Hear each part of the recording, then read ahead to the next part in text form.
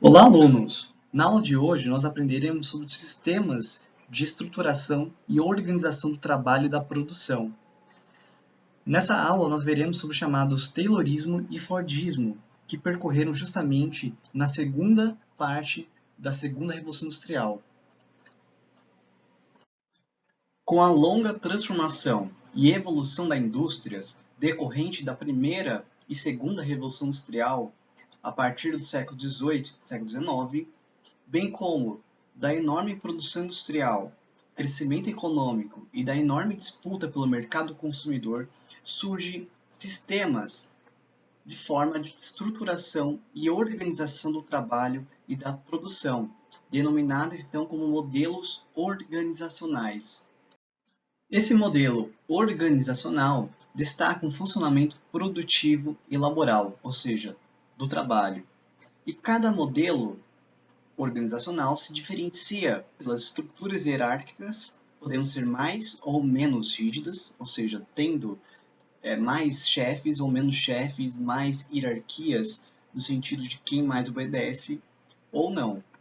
Pode também ter diferentes funções de trabalho, né? Ou uma pessoa sendo multifuncional, ou cada pessoa tendo um trabalho específico. A comunicação também pode alterar dependendo de cada setor, isso também relacionado à hierarquia da produção. Assim como as etapas produtivas decorrentes das funções diversas podem também ser bem diferentes em cada uma dessas etapas. E por fim, o controle da produção pode ser mais rígido ou menos rígido, dependendo também das hierarquias estabelecidas. Cada modelo organizacional, como Taylorismo, Fordismo e pós-Fordismo, está relacionado ao contexto econômico vigente. E aí, por isso, faremos então uma análise sobre cada contexto econômico e essas diferenças. Na aula, nós vamos justamente aprender sobre o Taylorismo e Fordismo e vamos meio que no final aprender um pouco sobre o pós-Fordismo, mas esse vai ficar mais para o capítulo 5 de vocês. Já Taylorismo e Fordismo serão abordados na aula de agora. Vamos ver agora como cada modelo organizacional está relacionado com o contexto econômico através dessa linha do tempo. Começamos pelo século XVIII, quando ocorre o chamado Iluminismo francês, que vai ter como consequência o liberalismo político e o liberalismo econômico, como na imagem aqui relembrando o Adam Smith, o pai do liberalismo econômico. Na segunda metade do século XVIII, ocorre a primeira Revolução Industrial. Conforme nós vimos, ela foi extremamente importante para alterar o modo de produção na época. No século XIX, ocorre a segunda Revolução Industrial. E essa segunda Revolução Industrial também vai ter uma grande consequência, lembrando que os Estados Unidos é quem vai inaugurar essa segunda Revolução Industrial. Em 1913, o Frederick Taylor, que é um engenheiro, ele vai publicar um livro chamado Princípios da Administração Científica, o que vai inaugurar o chamado Taylorismo. Como nós veremos logo em seguida, o Taylorismo é uma forma de teoria para racionalizar a produção, deixar a produção mais rápida e isso gerar então mais lucros.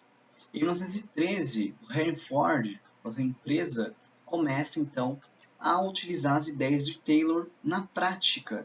Então, o Fordismo seria uma prática do Taylorismo, já adiantando um pouco o tema. Em 1930, ocorre a primeira crise do Fordismo, que justamente veio com a quebra da Bolsa de Valores em 1929. Nesse momento, surge a política econômica chamada keynesianismo. Né? Reparem aqui que em roxo, como liberalismo e keynesianismo, estão os modelos econômicos. Já em preto, estão os modelos organizacionais. E já nesses formatos aqui, estão as revoluções industriais, como nós vimos aqui. Continuando. O keynesianismo foi uma forma de incluir o bem-estar social, que vai buscar justamente aumentar o consumo, dando condições para a população. Depois de 1955, no mundo pós-Segunda Guerra Mundial, o Japão inaugura um processo de modelo organizacional através do Toyotismo, E esse toyotismo ele vai ser fundamental para compreendermos o pós-Fordismo. Por enquanto, só vamos entender a relação do toyotismo com as ideias, né, econômicas e assim por diante. Né? Aqui na imagem nós temos o Eiji Toyoda e o Taishi Ono, que vão ser os idealizadores desse processo de produção, que vai ser bem contrário do Fordismo e Taylorismo. Em 1970, ocorre a chamada segunda crise do Fordismo. Ou seja, nesse momento, o Fordismo ainda, mesmo com a crise, a primeira crise, ele ainda continua como um modelo vigente, um modelo hegemônico. A partir de 1970, com a segunda crise do Fordismo, o toyotismo ganha espaço. E nesse momento, o modelo econômico será o neoliberalismo. A terceira revolução industrial marcará a década de 70 e isso vai proporcionar grandes mudanças que abordaremos em outro capítulo. Entendendo a relação dos modelos organizacionais com o contexto econômico, agora nós podemos seguir entendendo o Taylorismo e o Fordismo. O Taylorismo ele seria uma forma de aumentar a produtividade para elevar os ganhos da empresa. Nesse mecanismo, essa ideia seria justamente através da racionalização, ou seja, o Taylor ele vai buscar o trabalho científico para justificar o como melhorar a estrutura produtiva. A ideia de Taylor, o objetivo dela era justamente ter uma maior produção em um menor tempo possível. E como ele faria isso?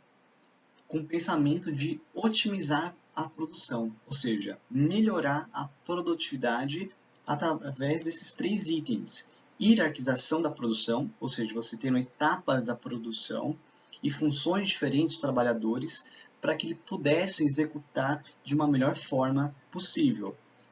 Os trabalhadores deveriam ter um treinamento, ou seja, eles deveriam ter ao menos instrução para que eles soubessem manusear as máquinas e como melhorar a produtividade. E também deveria ter uma linha de montagens, conforme nós vemos na imagem aqui. Essa é uma imagem que mostra uma linha de montagens numa indústria da Ford. Essa linha de montagem, já adiantando, né, ela é justamente a prática das ideias tayloristas. E é por isso que nós colocamos aqui que o taylorismo seria a teoria, enquanto o Fordismo seria a prática das ideias de Taylor. Ou seja, é um complemento do outro. Outro ponto muito importante é que o Taylor, justamente com esses processos de hierarquização, linha de montagens, gerou um processo chamado especialização do trabalhador.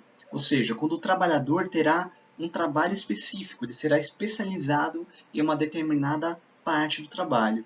O excesso da especialização gerou o que a gente chama de alienação do trabalho, né, que justamente Marx também falava isso. A alienação ele é justamente processos produtivos são desconhecidos pelo trabalhador.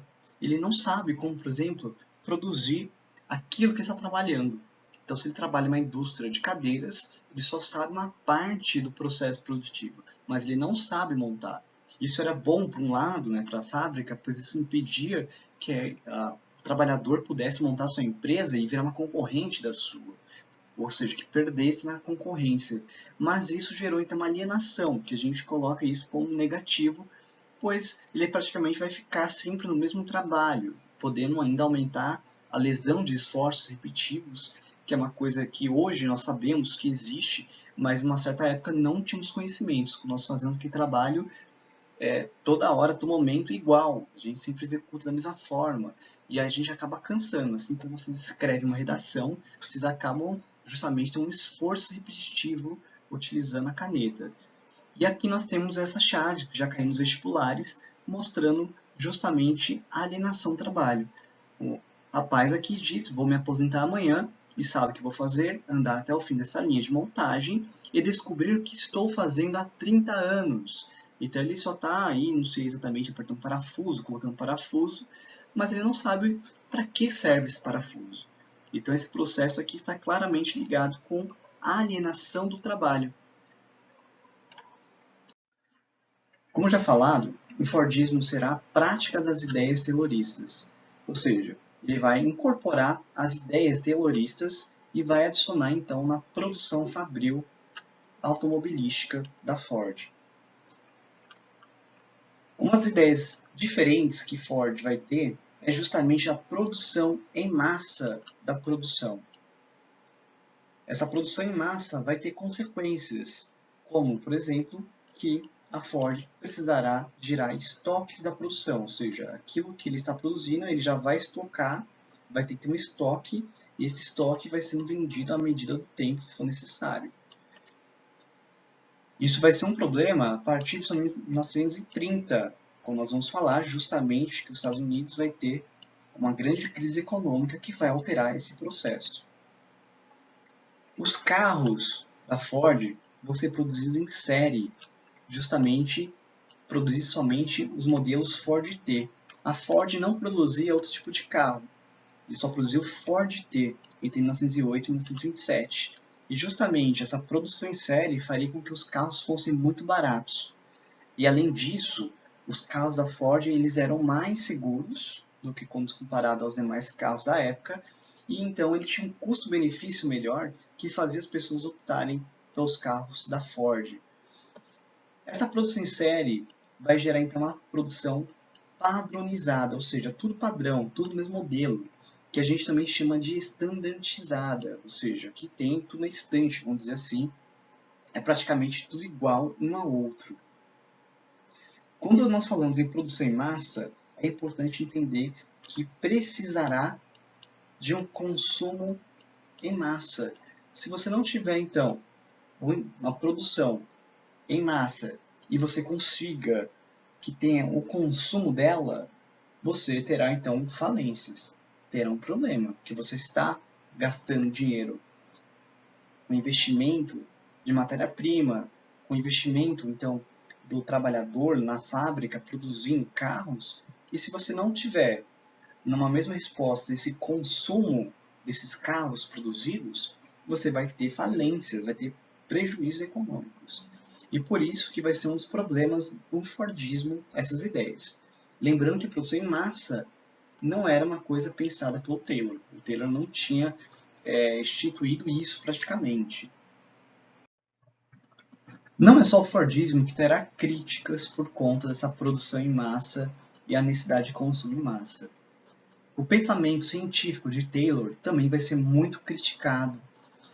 E esse filme do Charlie Chaplin, Tempos Modernos, de 1936, que tem disponível no YouTube, e eu até deixei um trecho do vídeo para vocês, ele mostra justamente as críticas sobre o Taylorismo, sobre a produção especializada, sobre as linhas de montagens e entre outras formas. Vejamos um trecho desse filme.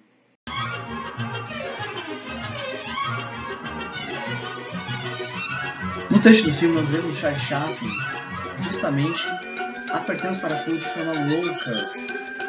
E olha a pressão que tem o chefe, né, do setor dizendo para trabalhar mais rápido, né? Ou seja, ele precisa produzir mais rápido para dar conta. E aí o Charlie Chaplin espirrou e perdeu o ritmo. E repare que ele vai perdendo esse ritmo, pois as ideias terroristas e fordistas fazem com que as pessoas sejam forçadas a trabalhar mais rápido. E aqui nós temos a cena clássica do filme Charlie Chaplin, você já deve ter visto, quando ele entra nas engrenagens da fábrica. E mesmo assim, Charlie Chaplin ainda continua apertando os parafusos.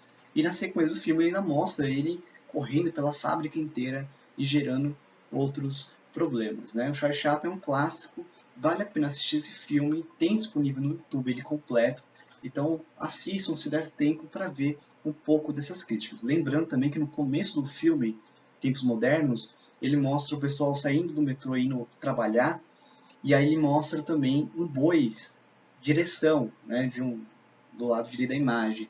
E do lado esquerdo está as pessoas indo trabalhar, com a manada indo, né, para trabalhar, enquanto do lado direito está a manada de boi seguindo também em outra direção. Ou seja, ele fez uma crítica muito contundente a essa forma trabalhista. Não é à toa que Charles Chaplin ele vai ser acusado, né, nas ideias justamente do macartismo, na Guerra Fria, de que ele seria um comunista infiltrado, e aí ele vai ter muitas críticas e vai ser até sair do país também, e justamente ele vai ser alvo de várias críticas de Hollywood e entre outros. Retomando a parte do Fordismo, o Fordismo precisava de produção em massa para ter o consumo em massa, como nós já falamos. Em um primeiro momento, os Estados Unidos vai vivenciar o aumento do consumo, tanto é que vai gerar aquele estilo de vida americano que nós já abordamos em outros momentos. Esse aumento do consumo nos Estados Unidos só foi possível também por conta de que os principais países econômicos, que eram os europeus, estavam vivenciando a Primeira Guerra Mundial. Embora os Estados Unidos vai participar bem no finalzinho da Primeira Guerra Mundial, ele não vai ter aquele começo da guerra. E nesse momento, então, os países europeus vão parar sua produção industrial para suprir as necessidades da guerra. E com isso, os Estados Unidos vai conseguir fortalecer-se economicamente nessa época por conta desse momento de guerra. Depois, aí gera problemas. O mundo pós-1918, ele vai gerar então um processo de concorrência com os Estados Unidos. E através desse momento aí, 1918, 1920, que os Estados Unidos vai começar a ter o seu primeiro momento de crise causada pelo Fordismo. As práticas fordistas vão entrar em xeque. E agora nós vamos ver e entender um pouquinho melhor as chamadas duas crises do Fordismo. A primeira crise do Fordismo ela foi em 1929, com a também chamada quebra da Bolsa de Valores de Nova York. Esse momento da crise de 29, ele marca um processo muito discutido chamado superprodução e o subconsumo. A superprodução, como o nome diz, é um aumento da produção muito alto. Você tem uma produção muito alta. Não quer dizer que você tenha aumentado a produção, mas quer dizer que você tenha mais produtos disponíveis no mercado. Enquanto você tem um subconsumo. O sub aqui quer dizer que você não está consumindo em grande quantidade. E deve ser por algum motivo. Aqui os motivos são, principalmente, a concorrência que vai ter Estados Unidos e os mercados europeus, que aí você vai ter uma grande quantidade de pessoas concorrentes, e as pessoas estão saturadas do mesmo produto padronizado, que o Fordismo vai render e vai propiciar as outras indústrias da época também. Lembrando que o café nosso no Brasil também vai sofrer o mesmo com esse processo, que justamente vai fazer uma superprodução do café, e aí nós vamos abaixar muito o preço do café. E uma forma para tentar resolver será a queima do café, para tentar fazer o valor ficar muito mais caro e vantajoso para os fazendeiros do café no Brasil. Mas enfim, esse momento de crise instaurada pela crise de 29 vai gerar um momento de grande depressão econômica, que vai ser a partir de 1929 e vai durar até 1933. Esse momento da grande depressão é por conta de um processo de crise muito forte, de grandes falências de empresas famosas, de bancos poderosos. Também vai ter o desemprego, que é muito alto. E aqui tem essa imagem que eu sempre mostro em aula, que é muito importante, Aqui as pessoas dizendo que o estilo de vida, o melhor estilo de vida que existe, que aí faz uma propaganda do estilo de vida americano. O cara aqui, o carro, a filha, a mulher e o filho, o cachorro, certo? Que representa o estilo de vida dos Estados Unidos. E aqui a mensagem no lado direito, justamente, não há o melhor estilo de vida do que o estilo de vida americano. E aí uma contradição essa imagem, porque enquanto tem esse outdoor, com essa mensagem subliminar, nós temos aqui uma fila de desempregados. Então vejam só que momento irônico é essa imagem com esse momento.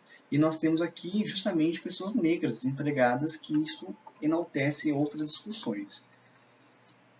Esse desemprego, obviamente, gerou então problemas econômicos enormes. Nós vemos aqui na imagem a pessoa vendendo carros e justamente justificando que ele precisa de dinheiro porque perdeu tudo no mercado, ou seja, financeiro, e aí ele justamente está pedindo um dinheiro pelo carro. Isso era muito comum, pessoas muito bem qualificadas pedindo emprego na época, que foi muito grave. Outro processo muito interessante e curioso foi o aumento do alcoolismo. E esse alcoolismo foi uma preocupação nos Estados Unidos, né, nesse momento de grande depressão, e vai perdurar por um bom tempo. Tanto é que vai ser criada a lei seca nos Estados Unidos, em que as bebidas serão proibidas e muitos traficantes eles farão tráfico por conta dessas bebidas.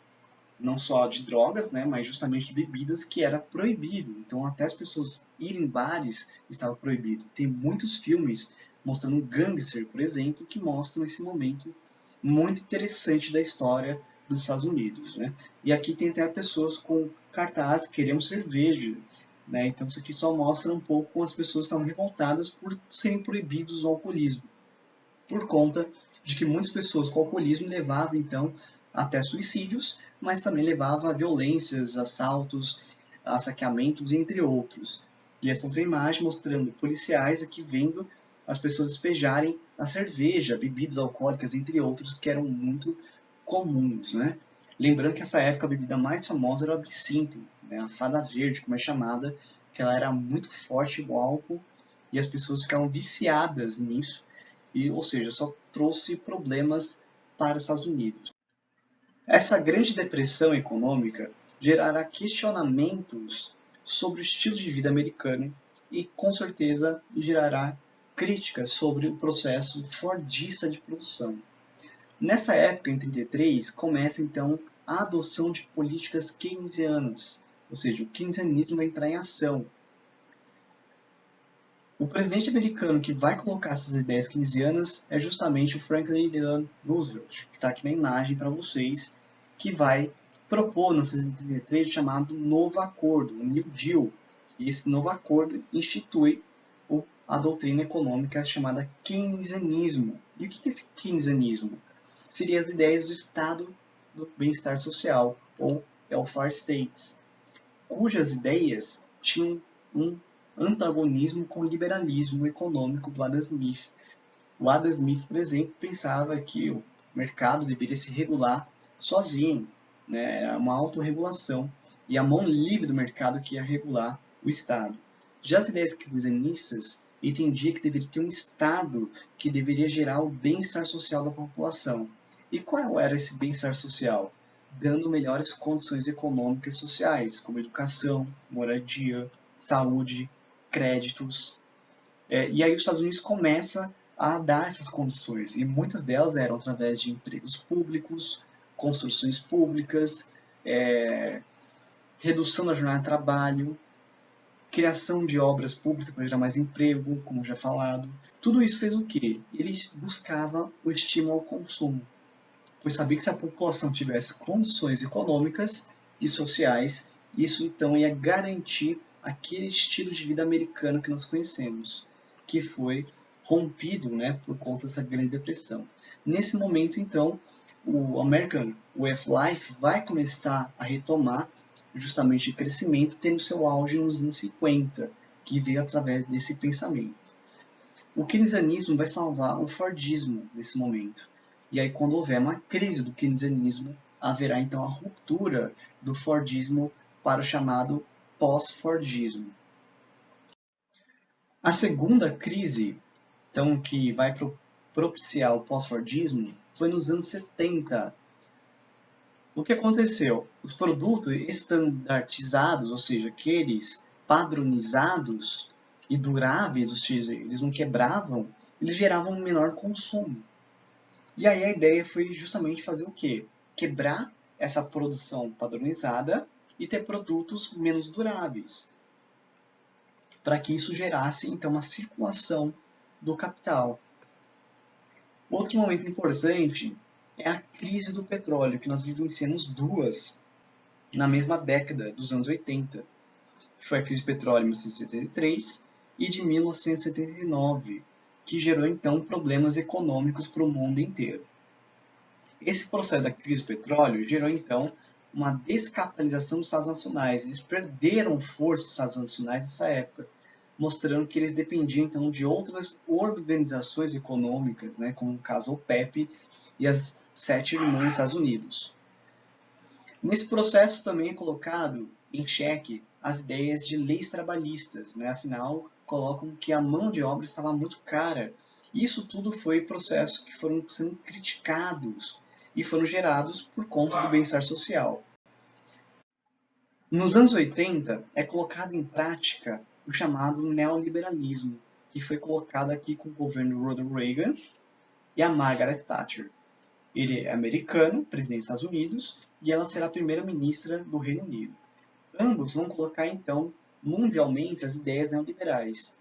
A primeira experiência neoliberal vai surgir no Chile, em 1973, que vai funcionar como um laboratório experiência. E ela vai meio que dar certo. E aí, justamente nos anos 80 e 90, os dois governos, americano e do Reino Unido, vão também colocar em prática o neoliberalismo com algumas mudanças do neoliberalismo chileno. O que o neoliberalismo tem de importante? Ele vai defender um menos estado do bem-estar social, ou seja, ele vai ter a ruptura com o estado keynesiano. Na verdade, é interessante entender que existe uma discussão hoje que, mesmo que hoje o mundo é neoliberal, em sua maioria, na sua essência, existem países ainda que tenham o bem-estar social e outros países que têm menos bem-estar social. Mas muitos estão discutindo, afinal, só lembrando o coronavírus, a questão da saúde pública, por exemplo, né, os países que não têm saúde pública estão tendo mais casos de coronavírus, enquanto os países que têm uma segurança pública maior, ou seja, um estado de bem-estar social maior, estão tendo menos casos, como, por exemplo, a Alemanha, que é muito citada, e até o Reino Unido tem uma saúde pública. Já os Estados Unidos não tem saúde pública, então o problema é enorme lá, e aí eles vêm tendo aumento desses casos cada dia mais. Bom, voltando, o neoliberalismo ele tem várias características. Por enquanto, só vamos ficar com 3 principais. As privatizações, ou seja, não deve ter empresa pública, só privada. Deve ter a desregulamentação financeira, ou seja, você não deve ter muito controle rígido da parte financeira. E você deve instituir as terceirizações, ou seja, empresas terceirizadas para fazer as atribuições das empresas principais. E dessa forma, então, seria uma forma de quebra do estado do bem-estar social. Bom, nesse módulo 4, justamente, o assunto é sobre o Taylorismo e Fordismo. Nas outras aulas, nós veremos o Toyotismo, que seria esse pós-Fordismo. Também veremos sobre o neoliberalismo, entre outros assuntos também relacionados, tá? Mas, por enquanto, vamos fazer então uma revisão do conteúdo que nós vimos até agora. Nós temos aqui as características do Taylorismo, que ele colocava então a separação do trabalho por tarefas e níveis hierarquizados. Por que ele fez isso? Porque justamente era uma forma de racionalizar a produção, estimulando a produtividade em um menor tempo possível. E aí também havia a ideia da racionalização da produção. Lembrando que o termo racionalização tem a ver com a ideia de raciocínio, ou seja, um pensamento científico da produção. Deveria ser testado. A ideia de Taylor também deveria ter um controle do tempo da produção. Assim você teria então uma limitação e você também estimularia fazer a atividade mais rápido possível. Estabelecimento de níveis mínimos de produtividade era uma forma também de você garantir que você tivesse, então, essa garantia, digamos, de uma produção em menor tempo possível. E sobre o Fordismo, nós temos aqui a produção e o consumo em massa, que era a ideia central do Fordismo, que a gente vai ver que ela vai ser extremamente complicada, né, principalmente nos anos 20. Ele vai defender também uma extrema especialização do trabalho, que isso também não era justamente pensamento só do Ford, mas do Taylor também colocado, que vai gerar esse processo de alienação do trabalho, ter uma rígida padronização da produção, que vai produzir somente os carros Ford T, e isso então vai gerar uma saturação do mercado consumidor, as pessoas não vão querer comprar os carros por conta de serem o mesmo, e você também vai instituir a linha de montagem, que era um processo extremamente fundamental do Fordismo que nós vimos. E aí, já adiantando um pouco, o chamado pós-Fordismo. Né? O pós-Fordismo é esse momento que vai vir pós a segunda crise do Fordismo, que vai ter essa ruptura e praticamente vai apagar o Fordismo. Né? Embora, hoje em dia, muitas empresas não têm claramente um modelo que segue. Eles têm uma combinação dependendo de vários fatores até trabalhistas no Brasil e assim por diante. Então hoje é um pouco mais difícil a gente identificar esses processos produtivos no dia a dia. Mas o pós-fordismo ele vai ter principalmente o toyotismo, mas também tem outros modelos de produção, como o volvismo. Esses dois assuntos, né, do pós-fordismo nós falaremos justamente no capítulo 5, no módulo 5, que falaremos sobre esse tema. Mas o que a gente pode adiantar para vocês compararem e entender melhor o assunto? O pós-fordismo ele vai ser mais colocado como produção flexível, pois ele terá uma flexibilização, ou seja, ele vai adaptar as condições de trabalho entre produção também. Ele vai tentar fazer uma produção e consumo em escala mundial. Então isso aqui vai garantir também o aumento da mundialização, ou melhor, da globalização, como nós colocamos. Ele vai colocar as pesquisas científicas na produção.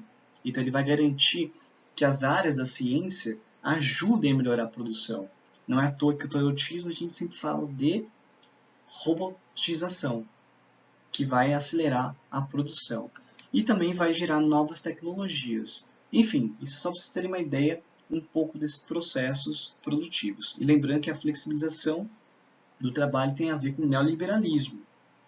E aí nós vamos ver melhor esses conteúdos no próximo módulo da próxima semana, tudo bem? E aí faça exercícios e vamos firmes estudando. Até mais!